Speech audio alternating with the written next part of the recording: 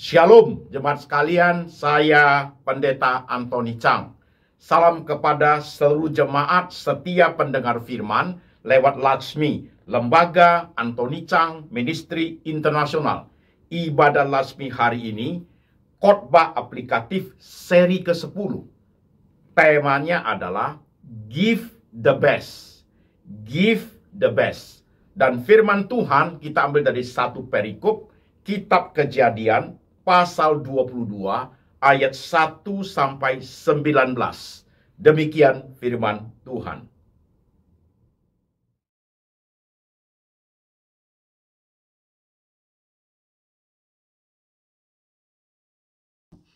Setelah semuanya itu, Allah menguji Abraham. Ia berfirman kepadanya, Abraham.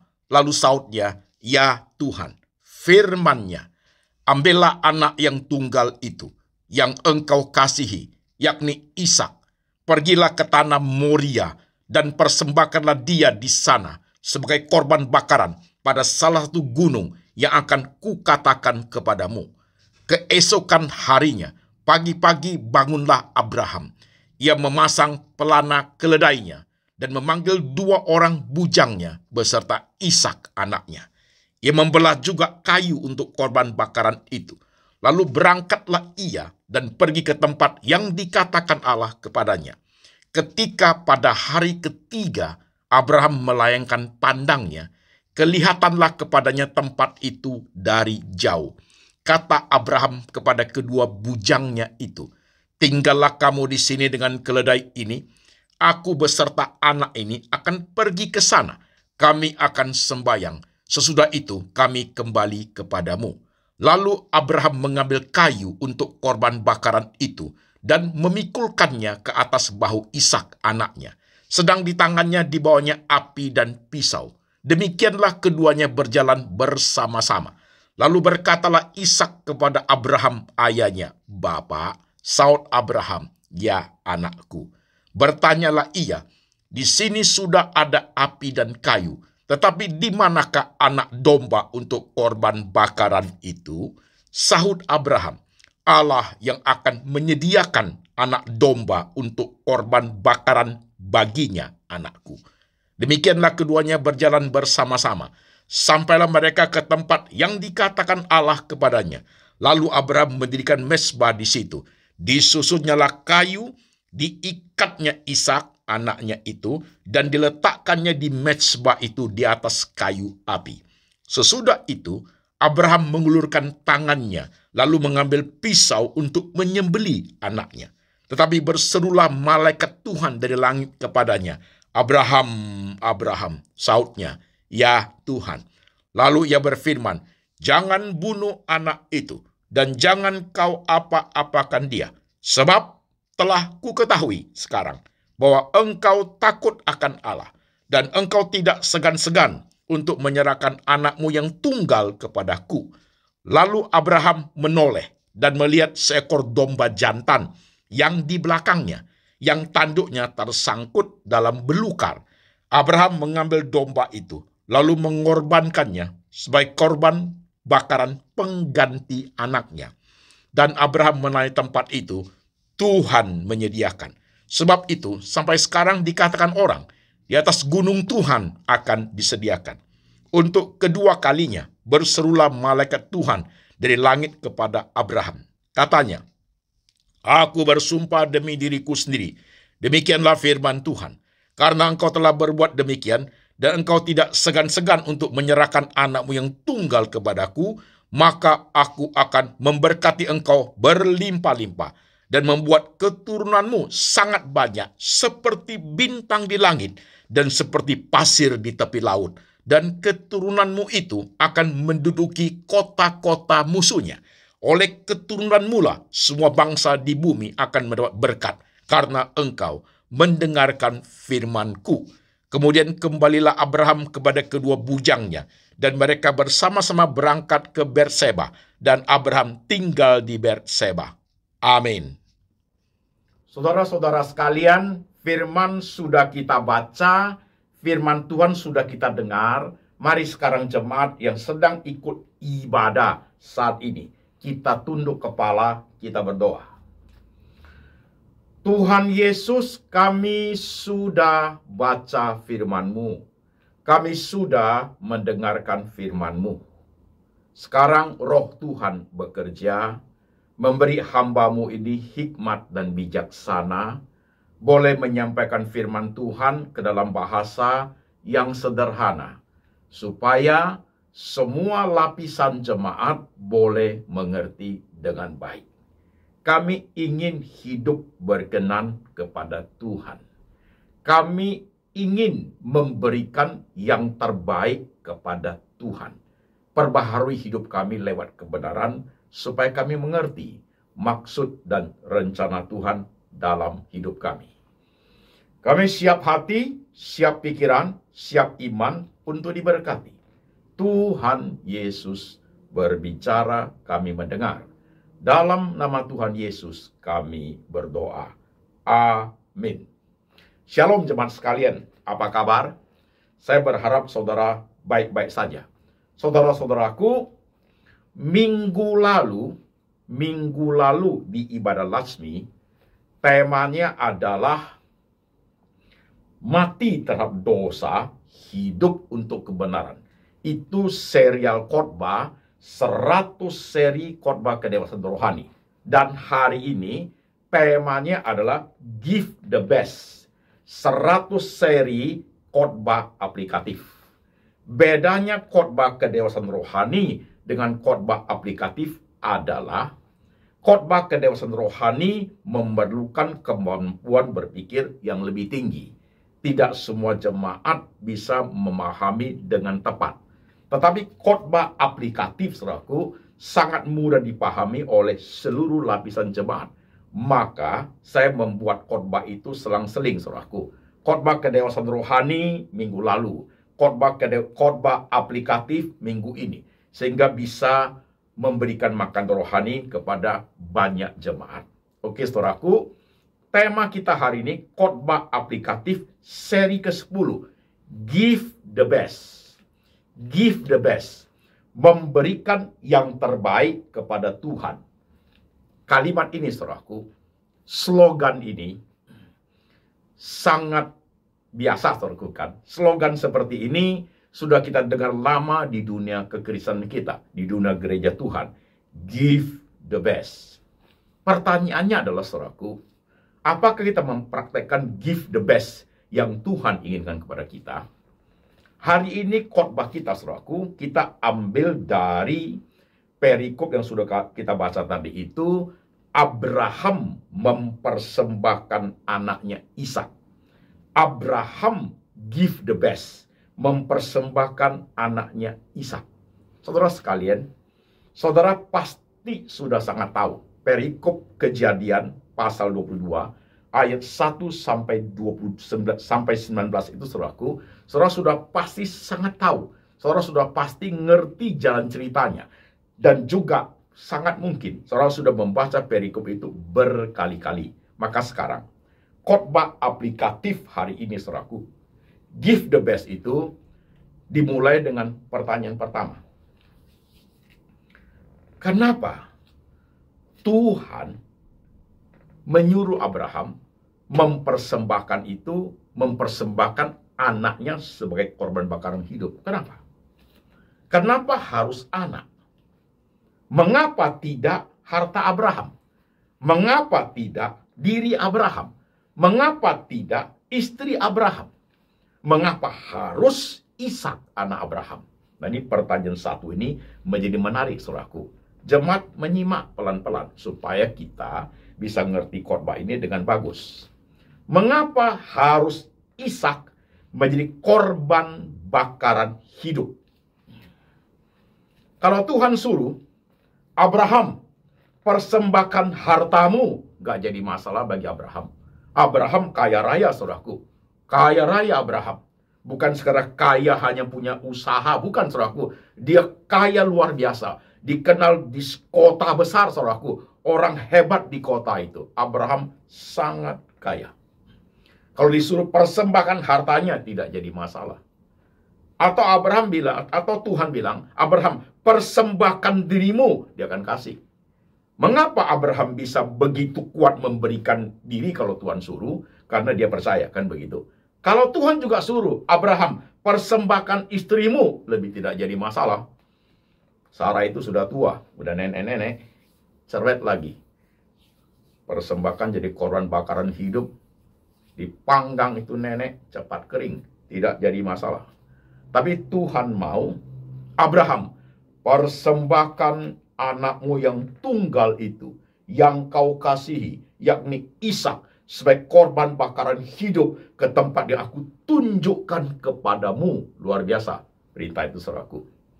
Anak yang tunggal disebut namanya sebagai korban bakaran hidup, pelakunya Abraham sendiri. Luar biasa itu ayat. Dan Abraham menjawab, iya Tuhan. Mengapa harus Ishak? Kalau kita telusuri latar belakang Abraham, pada saat Abraham sudah berumur 99 tahun, saudaraku, dia sampai usia setua itu sama sekali tidak punya anak, saudaraku. Tak punya anak. Di tengah pergumulan yang berat itu Abraham, saudaraku, dia berkeluh kesah karena tidak punya anak. Karena peraturan di zaman itu, ketika Abraham, seseorang keluarga tidak punya keturunan, pada saat tuan itu mati, maka semua harta itu diserahkan kepada pembantunya, saudaraku. Abraham tidak punya keturunan dalam usia 99 tahun.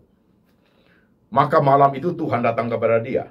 Tuhan berjanji akan memberikan engkau seorang anak tahun depan. Dan Abraham percaya. Maka ketika Abraham berumur 100 tahun, saudaraku, Sarah berumur 90 tahun, lahirlah Ishak. Lahirlah Ishak. Nah, ketika Ishak sudah lahir, itu janji Tuhan. Janji Tuhan kepada Abraham. Dan janji itu digenapi. Lahir anak. Senang sekali, sukacita sekali suami istri itu. Khususnya Abraham. Di hari tuanya, umur 100 dapat anak. Siapa yang tidak suka cita? Siapa yang tidak suka cita? Itu disebut mukjizat Tuhan. Dan demikian, Sarah sudah tertutup rahimnya. Dia bisa melahirkan seorang anak buat Abraham. Itu karena kuasa Tuhan. Oke, jemaat. Oke. Persembahan Ishak oleh Abraham itu, pada saat Ishak dipersembahkan itu, menurut Jewish historian, seorang ahli sejarah Jewish, saudaraku, namanya Josephus, ia mengatakan Ishak itu waktu dipersembahkan oleh Abraham, Ishak itu berumur sekitar range-nya antara umur 25 sampai 30 tahun. Berarti itu anak sudah dewasa, sudah cukup qualified, sudah dewasa untuk dicarikan seorang istri, saudaraku. Maka Abraham menyuruh Eliezer pergi mencari istri untuk Ishak, dapatnya Ribka. Kan demikian, saudaraku. Sekarang mari kita pikir. Ketika Abraham begitu sayang dengan anak yang Tuhan berikan, dipelihara, dijaga, sayang luar biasa. Anak itu diberi nama Ishak. Dalam bahasa mereka itu artinya tertawa, saudaraku. Betapa sukacitanya hati orang tua itu. Menyaksikan anaknya dari kecil, dari bayi menjadi anak, pelan-pelan menjadi besar, menjadi remaja, bahkan menjadi pemuda yang sudah siap untuk dinikahkan, saudaraku. Datanglah firman Tuhan. Abraham, persembahkan anakmu. Dia jawab, iya Tuhan.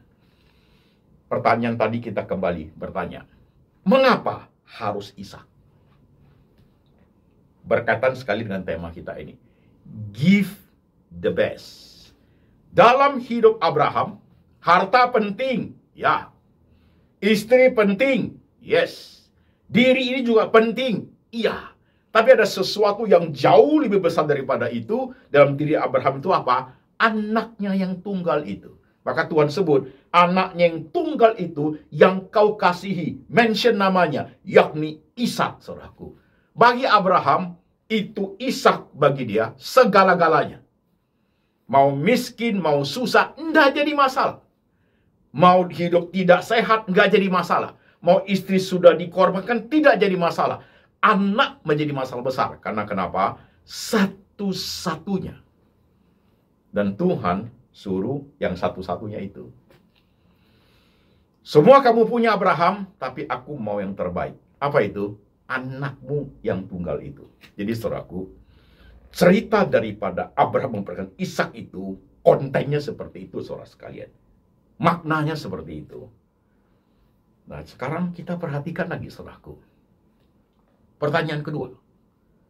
Pertanyaan tadi sudah terjawab saudaraku ya, kenapa anak? Sekarang pertanyaan kedua. Kok bisa Abraham mempersembahkan anak seperti itu?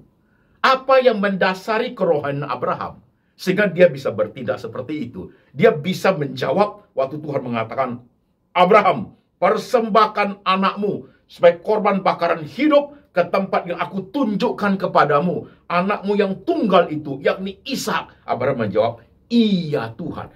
Kok bisa? Kok bisa? Apa yang mendasari? Seandainya kita adalah Abraham, saudara jawab Tuhan apa? Ayo jujur. Semata wayang itu anak. Saudara jawab Tuhan apa? Tuhan kan kamu yang kasih. Udah kasih kenapa mau diambil? Satu. Yang kedua, bawa kabur itu anak. Bisa loh saudaraku. Yang ketiga, dosa-dosalah. Satu-satunya anak kok. Tuhan kok tega banget ya. Orang anak-anak Tuhan zaman sekarang, orang Kristen zaman sekarang, gampang sekali menyalahkan Tuhan. Tidak fair, tidak adil, pilih kasih, udah kasih, mau kerjain saya. Semua kalimat seperti itu orang sekarang. Tapi Abraham menjawab, iya Tuhan. Kok bisa? Apa yang mendasari? Apa yang mendasari? Abraham punya iman. Betul. Betul. Iman anugerah Tuhan. Yes. Iman kita dengan iman Abraham dianugerahkan sama. Tapi proses mencapai peneguhan iman itu butuh bayar harga, butuh perjuangan, butuh ujian cobaan terhadap manusia itu, terhadap orang percaya itu. Kalau iman hanya anugerah tok, kita akan sama hebat dengan Abraham. Tapi buktinya tidak. Ini mulai ke arah kita, saudaraku. You give the best. Saudara memberikan yang terbaik. Abraham, ketika dia masih di kotanya, Tuhan menyuruh dia pergi dari kotamu, pergi dari Ur Kasdin ini, pergi ke tempat yang aku tunjukkan kepadamu. Dia saat itu sudah established, sudah kaya raya, semua sudah mapan, everything is okay. Tanahnya besar, hartanya banyak, rakyatnya juga ada, pegawai-pegawai yang banyak sekali, orang sangat hebat. Pergi ke tempat yang Tuhan tunjukkan kepada dia. Dia belum tahu kemana itu. Dia harus bawa semua yang dimiliki. Itu tidak mudah, saudaraku. Tapi Abraham pergi juga. Iman anugerah. Yes. Tapi proses peneguhan iman butuh ketaatan. Butuh perjuangan. Butuh bayar harga. Butuh komitmen. Butuh ujian dan cobaan. Itu Abraham lewati satu persatu, saudaraku. Maka Tuhan menguji Abraham. Persembahkan anakmu yang tunggal itu. Abraham jawab, iya Tuhan. Saudara bisa? Saudara hati-hati mengerti firman ini. Jangan saudara berpikir, waduh, saya juga ingin mempersembahkan ke Abraham. Saya juga mau diuji oleh Tuhan. Kebenaran yang kita beritakan hari ini, penting makna yang harus kita ambil. Intisari itu adalah ketaatan, keberanian, bayar harga, perjuangan, tahan diuji dan dicobai. Saudaraku, itu baru mencapai proses peneguhan iman. Bukan you tiru Abraham mempersembahkan anak. Bukan. Mempersembahkan anak itu adalah kehidupan pribadi Abraham dengan Tuhan. Jangan kamu terpengaruh oleh khotbah bawa anakmu ke Bukit Sentul. You persembahkan di situ, itu kriminal, pembunuhan. Masuk penjara, men.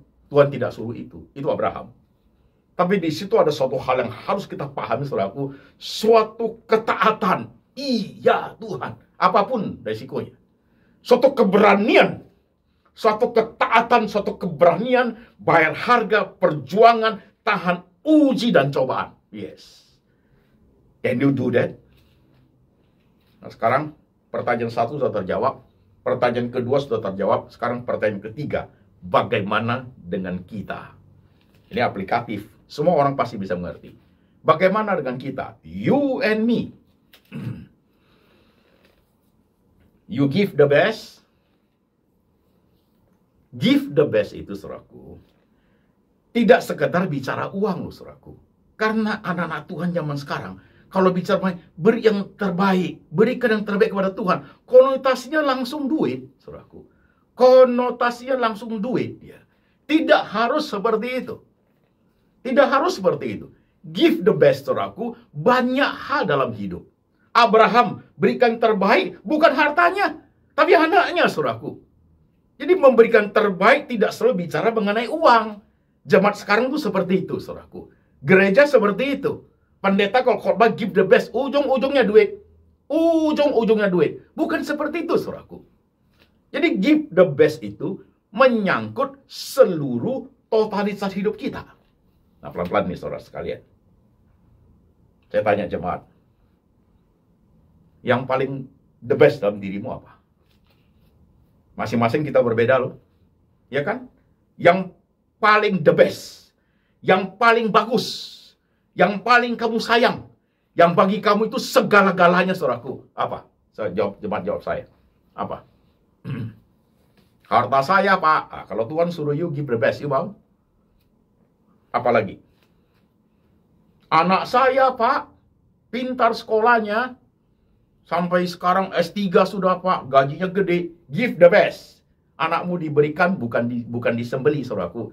Diberikan jadi pendeta, mau kah? Oh, jangan. Itu anak bisa cuan banyak. Omset itu, aset itu. Ada anak gua satu. Udah setengah gila, narkoba lagi. Kalau Tuhan sembuhkan jadi hamba Tuhan, gak apa-apa. Begitu cara berpikir kita. Yang sisa-sisa kita kasih sama Tuhan. Bukan itu khotbah hari, saudaraku. Give the best dalam dirimu yang paling baik. Can you do that? Kita harus perhatikan poinnya dengan pas, saudaraku. Karena slogan give the best itu sudah hari ini sudah kehilangan makna. Sebagai suatu kata-kata yang tidak ada artinya. Sebagai suatu kata-kata ajakan yang dalamnya tidak powerful, saudaraku. Yang dalamnya tidak ada kekuatan memahami dengan baik maksud Tuhan apa, memberikan terbaik. Sudah hilang maknanya. Yang memberikan hanya untuk take and give. Aku kasih ini, kamu kasih aku ini ya Tuhan. Hanya itu cara berpikirnya, saudaraku. Abraham, berikan persembahkan anakmu yang tunggal, yang kau kasih, yang Ishak, sebagai korban bakaran hidup ke tempat yang kutunjukkan kepadamu. Iya Tuhan. Apa yang paling baik yang kamu punya dalam hidup ini? Pelan-pelan menyimak khotbah hari ini, saudaraku. Ada anak-anak Tuhan, saudaraku, dalam hidupnya. Apapun dia tidak beri sama Tuhan. Egoisnya hidup itu, hidup hanya untuk diri sendiri. Sama Tuhan itu begitu perhitungan. Jangan langsung mikir duit. Saya tidak bicara duit, saudaraku. Begitu banyak perhitungan dengan Tuhan. Ke gereja hanya 1 jam saja, dia pikir sudah lama sekali itu, saudaraku. Apalagi bicara mengenai melayani, give the best. Beri waktunya, beri tenaganya, beri pikirannya, beri hidupnya, beri hartanya, beri anak-anaknya ikut melayani. Itu jauh dari orang anak Tuhan yang seperti itu. Jangan bicara mengenai give the best. Terbit sedikit pun dalam pikirannya untuk memberikan kepada Tuhan pun tidak. Bagi saudara-saudara yang sudah melayani Tuhan, termasuk saya sebagai hamba Tuhan, saudaraku, kita tahu itu kalimat yang saya khotbahkan, saudaraku. Engkau yang sudah melayani Tuhan bersama keluarga, sekian puluh tahun melayani Tuhan, ada suatu sukacita dalamnya. Karena dalam hidupmu banyak hal yang penting, benar. Tapi yang paling penting di situ adalah keluargaku, anakku, istriku, suamiku melayani Tuhan. Tenaga yang paling baik, kesempatan yang paling baik, waktu yang paling baik, bukan waktu yang sisa, bukan waktu kalau ada sempat baru melayani Tuhan, bukan nanti kalau aku udah senang baru, bukan, ini lagi susah, ini sorry belum sempat, bukan itu. Sering sekali kita anak-anak Tuhan, saudaraku, kita mengkondisikan Kalau saya nanti seperti ini, seperti ini, seperti ini, baru saya give the best. Omong kosong itu, saudaraku. Nanti kalau sudah dapat ini, dapat itu, lupa dia. Omong kosong itu.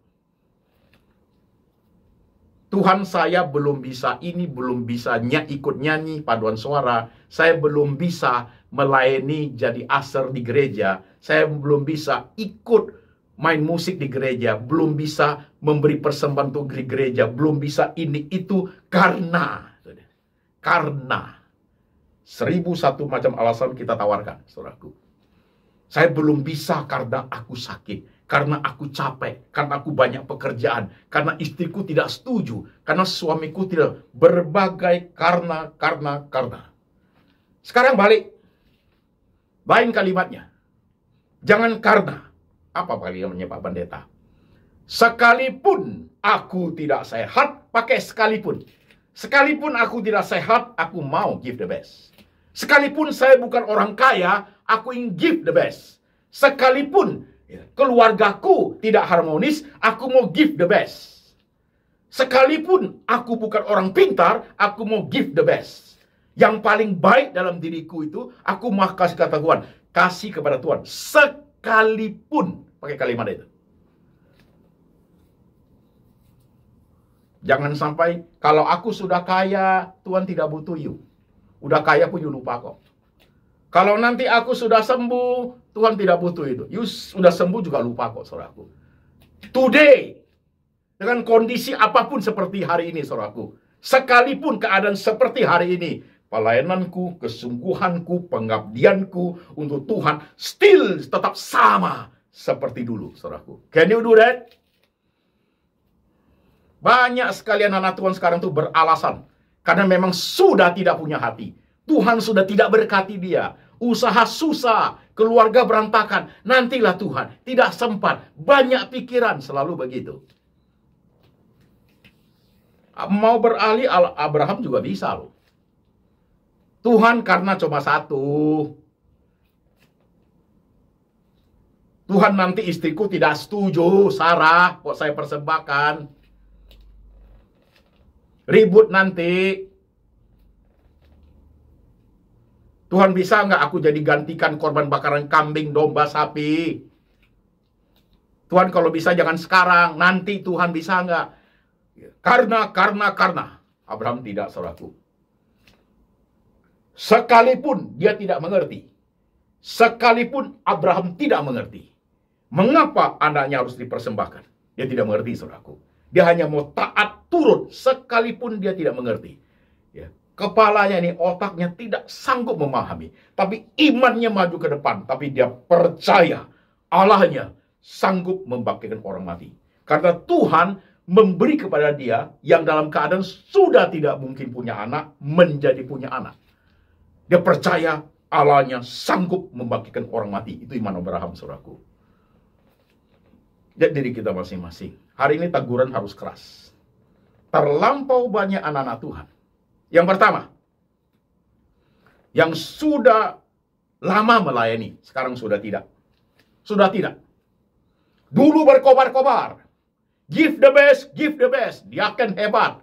Majelis hebat. Pendeta jago, saudaraku. Anak-anak muda hebat, yod, luar biasa. Suami istri melayani Tuhan berkobar-kobar. Banyak yang sudah tidak dengan berbagai alasan karena.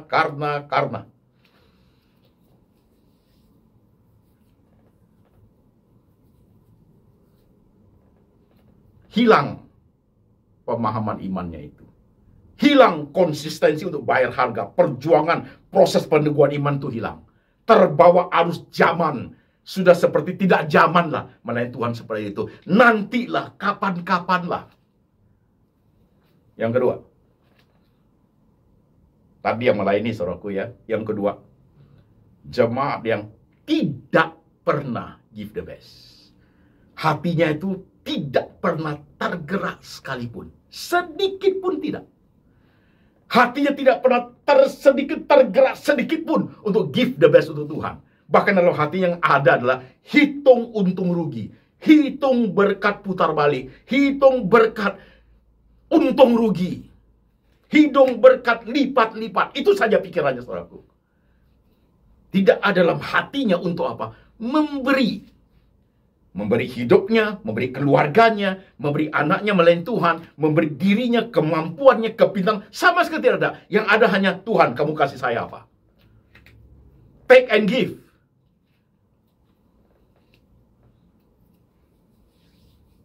Lihat nih hidup ini sekarang, saudaraku.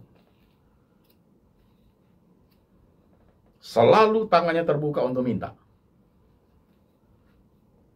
Selalu tangan terbuka. Tuhan ini, itu, ini, itu. Tidak pernah lahir dalam dirinya untuk memberi sesuatu kepada Tuhan yang terbaik. Itu karena Tuhan. Saya tidak bicara selalu tentang uang. Jangan unik lihat ke situ. Uang penting, tapi bukan semuanya tentang uang.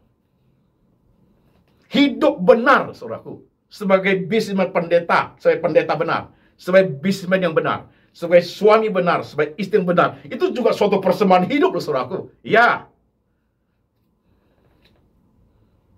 Coba lihat diri kita. Give the best. Sudah kita lakukan. Banyak anak Tuhan datang ke gereja beribadah pulang. Dia nggak merasa itu gereja dia punya. Tidak terbit sedikit hatinya untuk ikut melayani, ikut di gereja, tidak ada.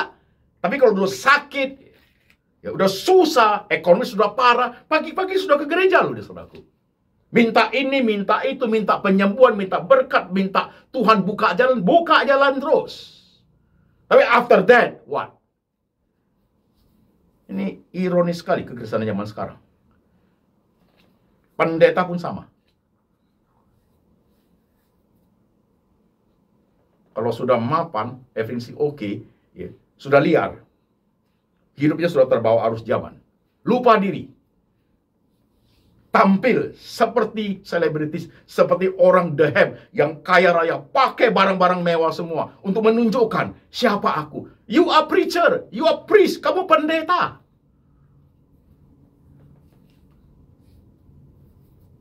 Lupa diri. Saudara-saudara sekalian, mari kita perhatikan hidup kita.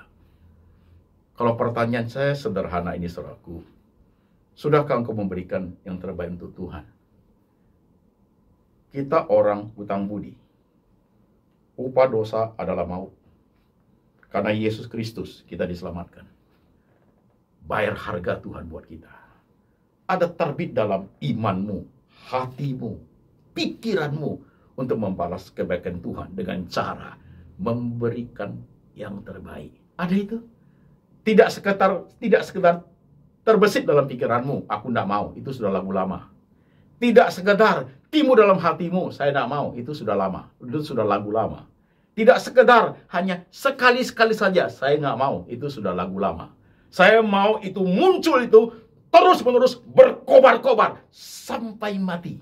Sampai mati. Aku mau itu. Udah jadi pendeta, sudah tua ya udahlah. Siapa bilang? Tuhan, karena aku sudah tua. Siapa bilang? Tua pun harus bisa melayani. Malah ini Tuhan baru 10 tahun, merasa sudah puas, sudahlah. Aku sudah melayani Tuhan begitulah. 10 tahun tidak jadi apa-apa. Memberi persembahan kepada Tuhan, memberi persembahan sudah merasa hebat sekali. Belum apa-apa. Bahkan memberi diri, ya saudaraku, mati-mati pun belum apa-apa. Pengorbanan Tuhan terlalu besar. Terlampau besar nilainya. Terlampau besar. Sangat besar. Kita ini saudaraku, dengan cara apapun tidak bisa bayar itu dengan lunas. Tapi begitu banyak anak-anak Tuhan. Perhitungan.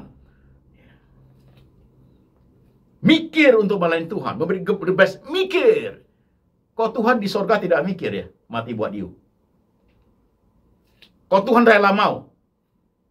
Tuhan tidak mikir-mikir. Ah, ini nggak untung nih. Tuhan mau. Kalau Tuhan mau, kenapa you tidak? Tuhan mau mati untuk you. Tuhan memberikan persembahan anak yang tunggal. Yesus Kristus yang terbaik dipersembahkan buat kehidupan keselamatan kita. Tuhan memberikan persembahan yang paling baik. Kenapa you tidak? Kenapa you kasih yang sisa-sisa? Kenapa you bilang kalau sempat? Kenapa you bilang karena 1001 macam alasan? Kenapa you tidak bisa mengatakan, sekalipun ini tuh aku tetap give the best? Why not? Dengerin nih. Teriakan saya, saudaraku. Begitu banyak anak Tuhan sekarang. Kita pikir dengan segala argumen kita, seribu macam alasan yang kita lakukan, bahkan di tengah-tengah kepura-puraan kita itu, Tuhan bisa dipermainkan. Sama sekali tidak. Sama sekali tidak. Itu hanya mencerminkan betapa bobroknya iman orang Kristen zaman sekarang. Playing God, mempermainkan Tuhan. Seolah Tuhan itu bisa dipermainkan. Aku kasih persembahan cetiau ya Tuhan, tapi dapatnya cepetiau ya. Gila you. Hatimu kayak apa? Penuh dengan keserakahan. Greedy. Itukah iman?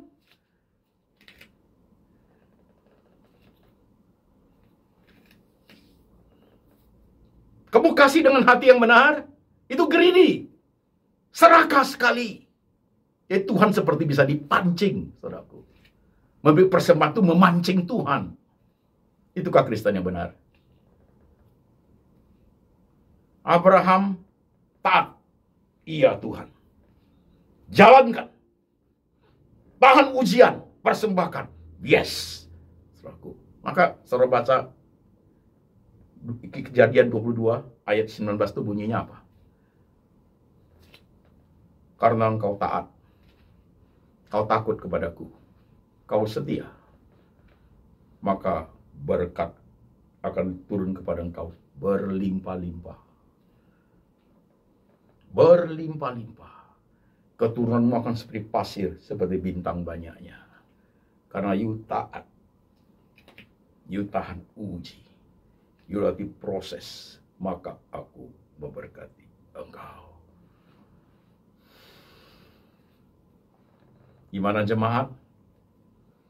Kamu yang sudah melayani konsisten ya. Sampai tua, sampai mati.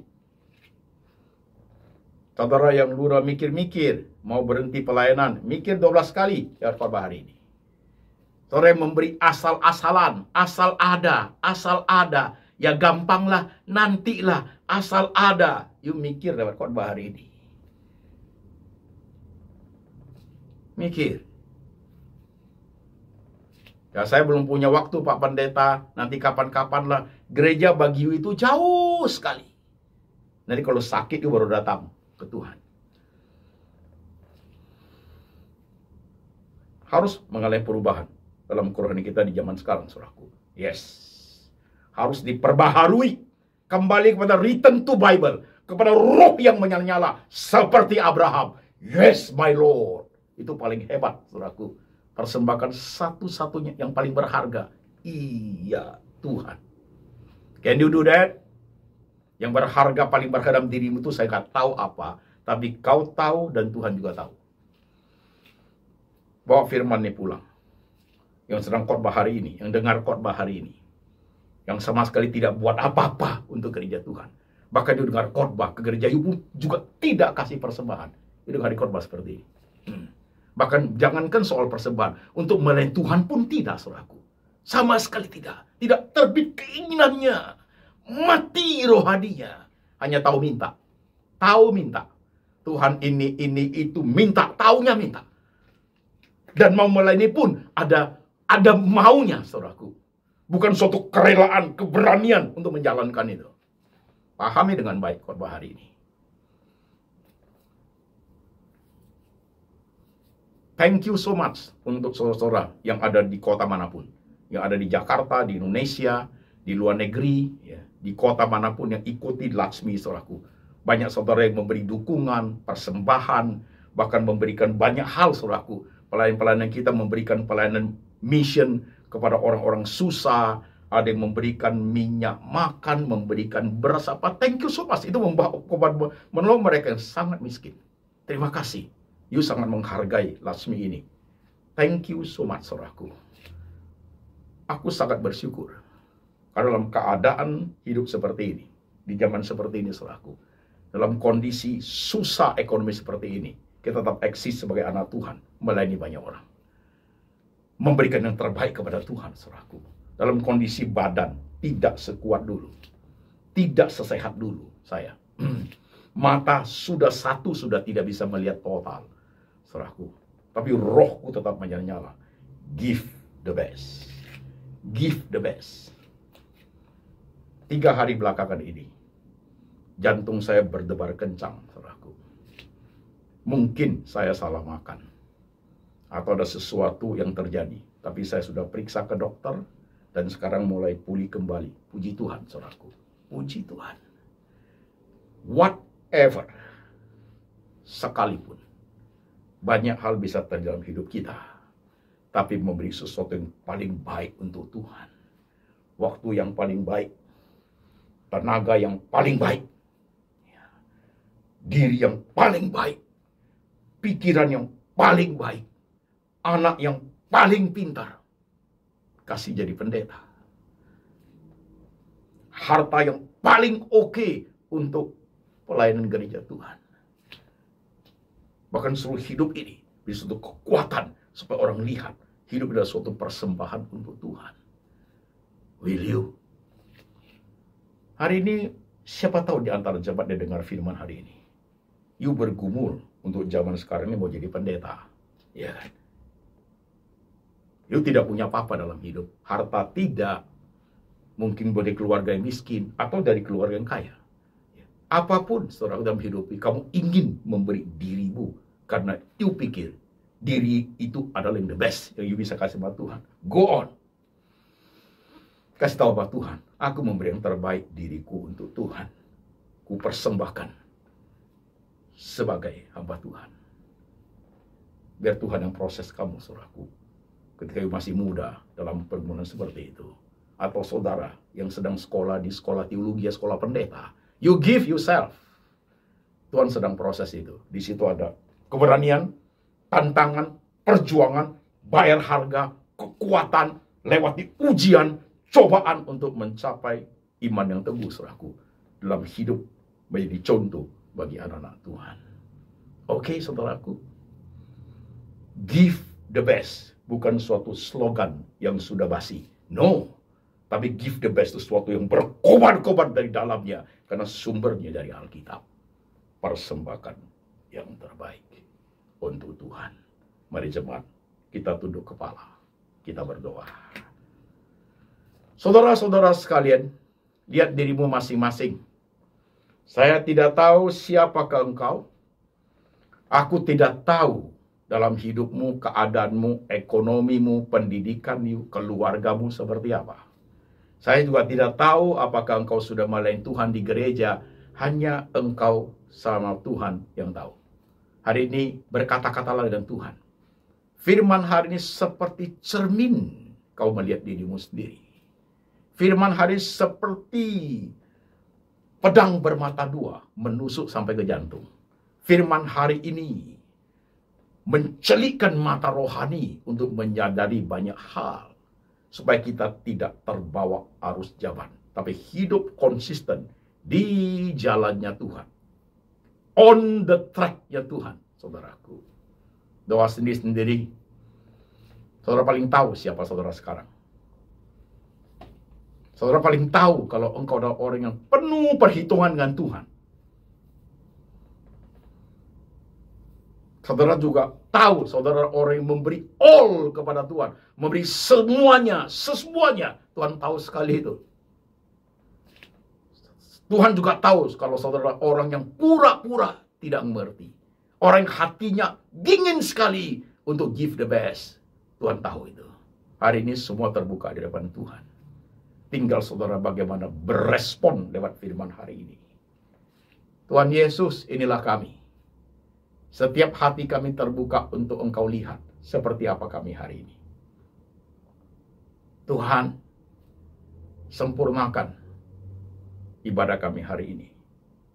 Kuasa-Mu turun atas kami. Roh-Mu bekerja di hati kami Tuhan. Lewat firman yang diberitakan. Supaya rohani kami bangkit. Roh kami berkobar-kobar. Pemahaman kami menjadi makin hari makin baik dan berkenan kepada Tuhan. Sehingga hidup ini, apa segala sesuatu yang kami miliki Tuhan, kami paham dengan baik sebagai suatu anugerah dalam Tuhan yang harus kami persembahkan demi kebesaran nama Tuhan. Ajar kami Tuhan mengerti kebenaran-Mu. Ajar kami Tuhan mengerti kehendak-Mu. Pimpin kami Tuhan dalam ujian dan pencobaan yang harus kami hadapi untuk melewati proses peneguhan iman. Berkati jemaat di kota manapun, di negara manapun Tuhan Yesus. Di tengah kecamuk gelombang pergumulan hidup mereka, tangan Tuhan ada di situ. Letakkan tangan-Mu di pikiran mereka Tuhan. Letakkan tangan-Mu di hati mereka Tuhan. Meteraikan firman hari ini. Teguhkan iman mereka. Dan berkat ini turun atas mereka. Kasih dari Allah Bapa turun atas-Mu. Yesus Kristus, Gembala yang baik, pemelihara jiwamu. Dan Tuhan Roh Kudus senantiasa mengajar engkau mengerti firman Tuhan yang tertulis dalam kitab suci. Hidup seturut dengan firman sampai selama-lamanya. Sampai Tuhan datang kembali menjemput setiap yang percaya dalam nama Tuhan Yesus. Amin.